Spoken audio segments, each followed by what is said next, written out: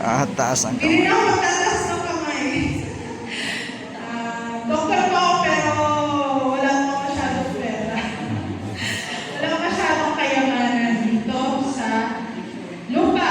Ang kayamanan natin ay nasa langit. Amen. So, bago po ako magpatuloy, meron na po ako isang kwento. Nabasa ko lang din po ito. Meron po isang lalaki na papunta sa langit.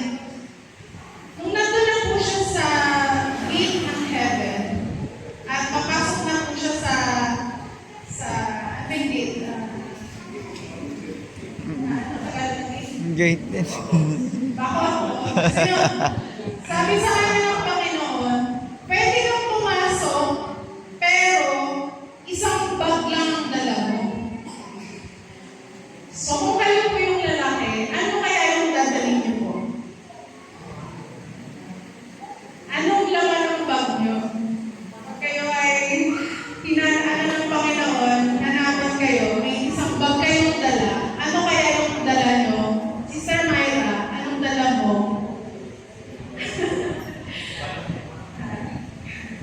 Ayan. So, itong lalaki na to, sa dami niyang nagbitbit, namili siya kung ano po yung dadalhin niya.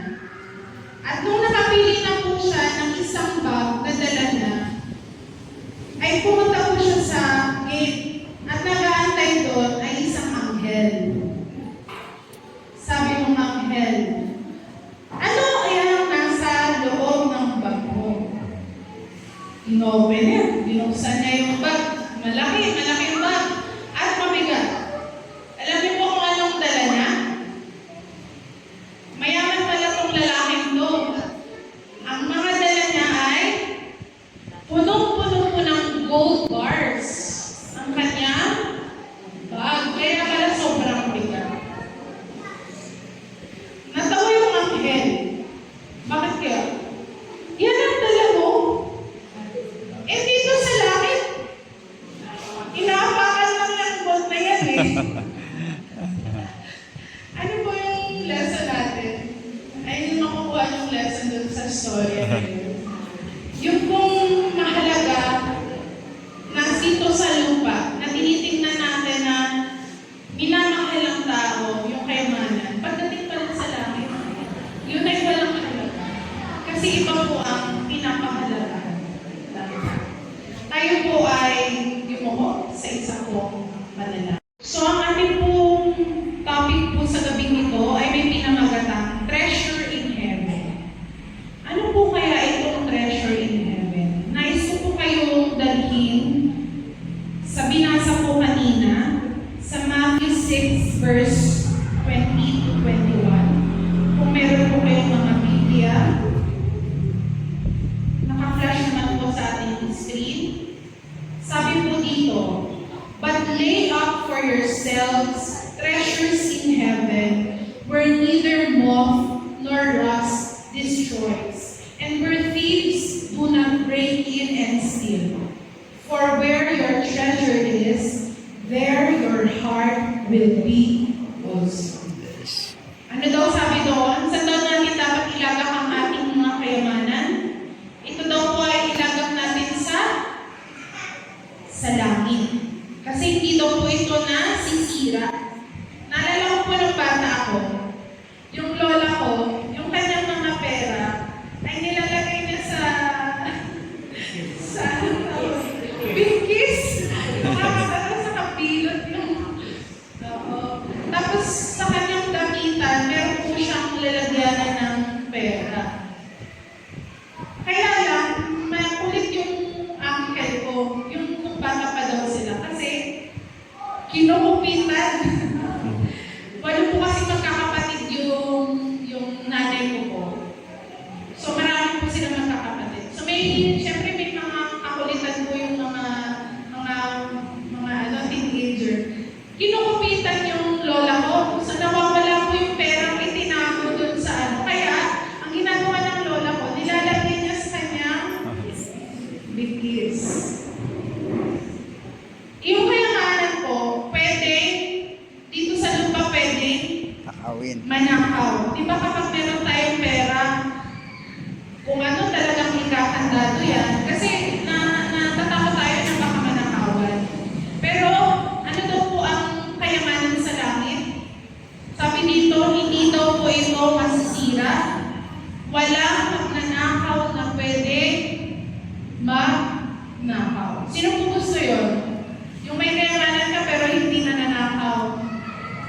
Gusto yun, siyempre. At kung saan daw po yung ating treasure, nandun din ang ating Puso. puso. So ang tanong, paano ba natin talaga mai-store yung treasure natin sa langit? Yung ating pera ba ay papupuntay natin sa langit? Ano po bang ibig sabihin nun? Ang ibig sabihin po nun, sabi po sa Councils of Stewardship, by giving to God's work. Pag daw po tayo ay nagbibigay para sa gawain ng Panginoon, we are actually storing treasures in heaven. At kung tayo ay nagbibigay, hindi lamang po ng ating salapi, kundi ng ating pong paglilingkod para sa salvation ng mga kaluluwa at para sa kapurihan ng Panginoon. That is how we store treasures in heaven. Madali po ba? Mahirap? Dali. Ako nadidinig. Madali. Madali, mahirap. Madali. Minsan mahirap. Kasi Walang... pag nakatanggap tayo ng sweldo at medyo malaki-laki ng sweldo, nagagastos muna natin. Tama? Nagagastos muna natin sa pangangailangan natin. Hindi natin na itatabi muna sa offering or sa tithe. Nagagastos talaga eh. Kasi ano yun eh, parang ready to consume. Ready to spend. Ayan. Madali siya pero mahirap din. Pero mamaya titingnan po natin paano po ba talaga maging madali na ating ilagak ang ating treasure sa heaven. Meron pong steps, so makinig po kayo. So gano'n po ba kahalaga ang magbigay para sa gawain ng Panginoon? Sabi po sa libro, sabi po ni Ellen White, it is worthy of our best energies and devotion, and it is of the highest importance affecting our eternal interest. Gano'n daw po kahalaga? Higher, highest. Ano po sabi? Superlative. Highest. Pinakamataas daw po na importansya ang pagbibigay sa gawain ng Panginoon. At ang maganda po dito, pag daw po tayo nagbigay sa gawain ng Panginoon, hindi daw po ito kawalan sa atin. At ano daw po sabi? Ito daw po ang investment na pinaka-successful sa lahat. Sino po dito ang magbi-business?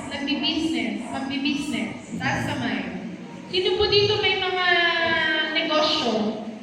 Ikaw ba magne-negosyo ka, Sister Rio, na palugit? Di ba hindi? Di ba kapag, kumbaga kung nagpuhunan ka ng 10 piso, gusto mo ang balik, mas malaki pa sa 10 piso, can be 2 times, 3 times, or 4 times. Hindi tayo mag-i-invest sa isang scam na wala tayong makukuha. Ang maganda daw po sa pagbibigay sa gawain ng Panginoon, ito daw po ang pinaka-successful sa lahat po ng business. At yung value po niya ay tumataas. At lahat daw po ng ating ibinigay, naka-record daw po ito sa langit. Ano pa po ang sabi? Kapag daw po tayo ay nagbibigay sa gawain ng Panginoon, tayo pong mga mananampalataya, we become recipients of eternal wealth. Tayo daw po ay tumatanggap na walang hanggang or eternal. Ibig sabihin, walang hanggan na kayamanan.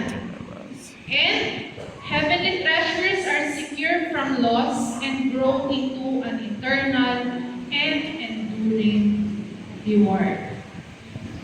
So, pag sinabi po natin giving to God's work, hindi lang po ito in terms of finance o pera, kundi ito din daw po ay tumutukoy sa ating pong pagbibigay o paglilingkod ng ating pong services, ng ating ministry, pagbibigay ng ating panahon, ng ating effort, ng ating lakas sa gawain ng Panginoon. Ito daw po ay walang luki.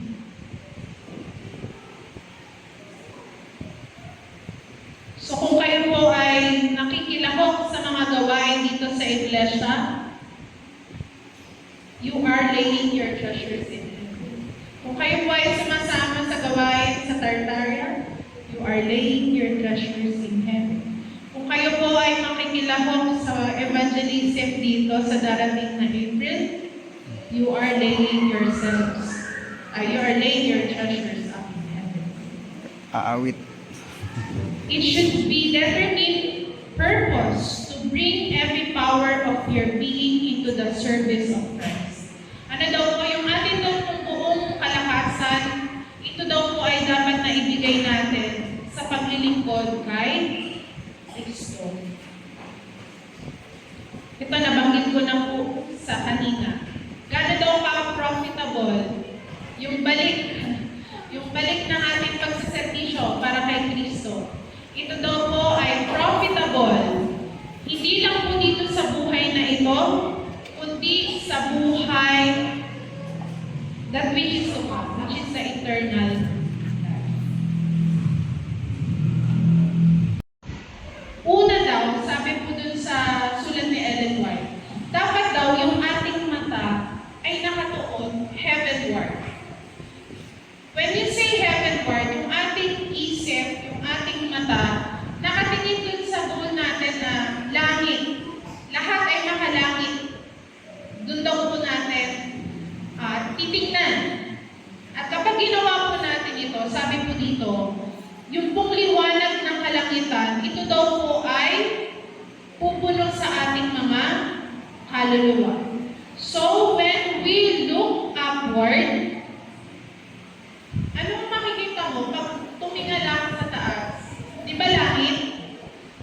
So, ano mangyayari dito sa lupa?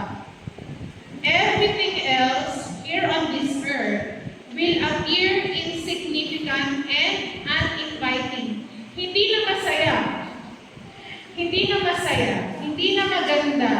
Hindi na exciting yung mga nandito sa lupa. Kapag daw yung ating isip, ang ating mata, ay nakatuon dun sa makalangit na bagay, tulad ng heaven. Yung gusto natin na mapunta sa heaven, ano yung buhay natin sa heaven. And we are looking forward to the heaven. Ito daw pong lupa, hindi na siya magiging ganun ka-significant.